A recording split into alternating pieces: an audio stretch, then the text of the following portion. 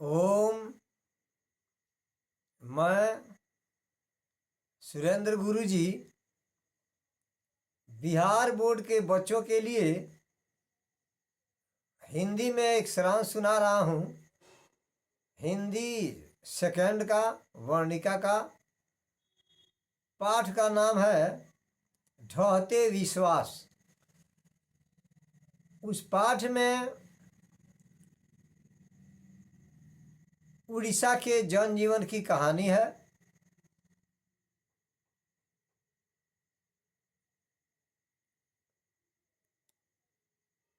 एक ऐसा परिवार है जिस परिवार में लक्ष्मी बहू बनकर गई है। लक्ष्मी का घर सुख चैन वाले इलाके में उसका घर है, मैके है, और उसका शादी बाढ़ इलाके में कर दिए हैं घर के लोग। वह जब गई है ससुराल तो पास पड़ोस की औरतें कहती हैं उससे कि देखो बहू, यहाँ बाढ़ आता है, प्रत्येक साल अपना तांडव मचा देता है, तबाही मचा देता है। तुम उस कष्ट को कैसे सहन करेगी? अब वह सुनती है इस बात को तो वह सहम जाती है कि कैसे मैं उस बाढ़ के दृश्य को देख करके पूरे बरसात भर कैसे दुख से समय बिताऊंगी। लक्ष्मी के ससुर 1 बीघा जमीन छोड़कर गए थे। 1 बीघा जमीन छोड़कर गए थे, अर्जे थे, खरीदे थे। वह जमीन उपजाऊ नहीं था। सुखाड़ का समय आता है तो फसल सूख जाते हैं, बाढ़ का समय आता है तो बाढ़ का पानी जो है फसल को बर्बाद कर देता है। लक्ष्मी के पति का नाम है लक्ष्मण। लक्ष्मण कलकत्ता में नौकरी करता है, अच्छा खासा पैसा नहीं कमाता है। तो लक्ष्मी अपने परिवार के भरण पोषण के लिए अपने ही गांव के एक तहसीलदार के यहाँ जाकर घरेलू काम करती है, बर्तन वगैरह साफ करती है, घर की सफाई करती है। उससे पैसे मिलते हैं तो परिवार का देखभाल करती है, भरण पोषण करती है। अब देखिए कि लक्ष्मी के 4 संतानें हैं, 2 लड़के हैं, 2 बचियां हैं। बड़े पुत्र का नाम है अच्युत। एक शिशु बच्चा लड़का जो है गोद में है। अच्युत से छोटी 2 बचियां हैं।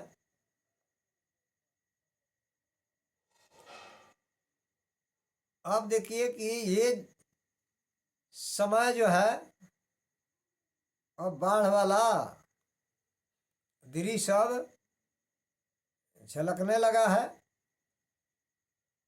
वो समय आ गया। लक्ष्मी के ससुर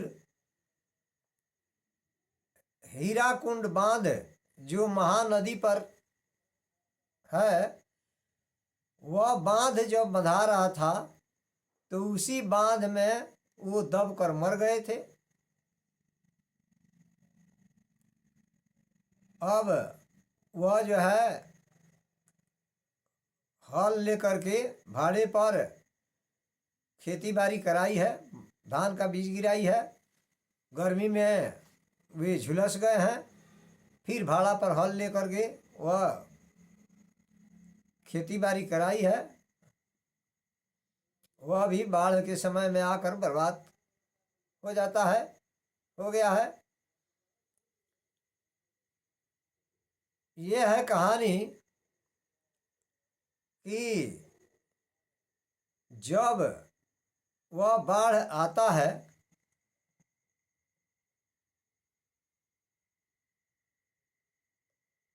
हीराकुंड बांध जो महानदी पर है, उसी महानदी में से एक और नदी आई है, उसका नाम है देवी नदी। देवी नदी पर जो बांध बांधा गया है उसका नाम है दलेही बांध।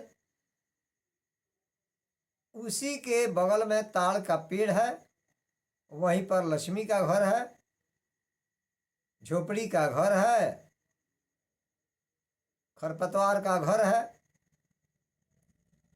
2 कोठरियां हैं उसमें।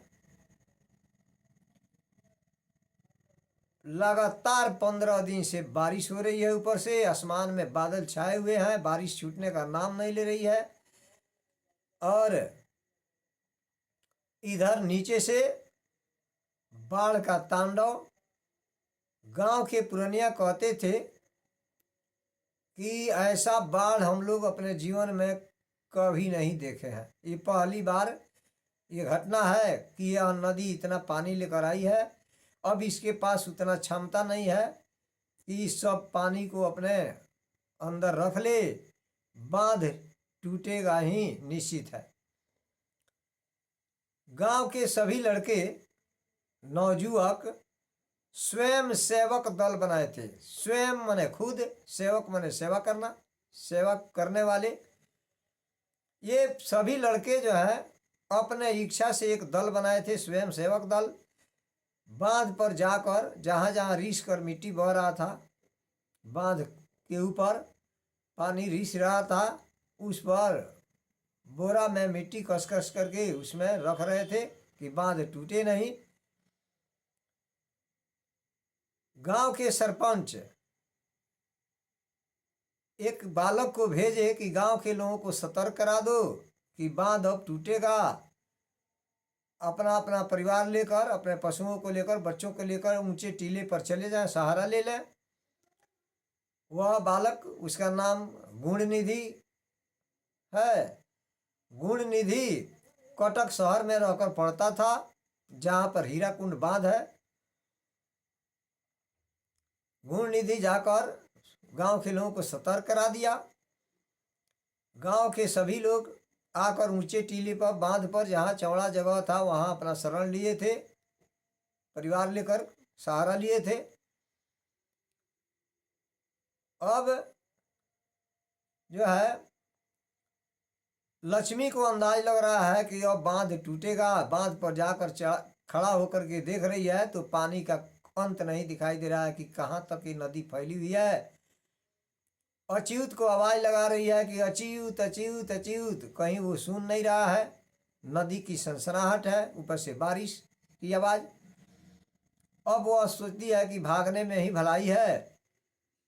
एक कोठरी के समान दूसरे कोठरी में रहकर फाटक लगा दी, ताला मार दी। कुछ खाने पीने का सामान और कपड़ा पहनने वाला लेकर के एक बोरा में कस ली और अपने दोनों बच्चियों को कही कि तुम लोग भाग कर वहाँ चलो जहाँ देवी का स्थान है। हर साल मेला लगता है चैत नवमी में, वहीं पर चलो। अब ये दोनों बच्चियाँ वहाँ भाग जाती है। अब जो है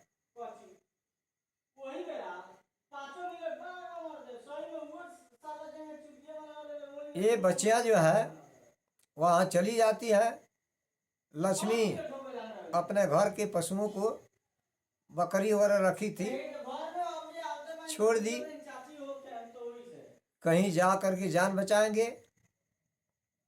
उसके बाद ये जो है अब माथे पे बोरा ले ली और भागने लगी, चलने लगी। तब तक बांध टूट गया।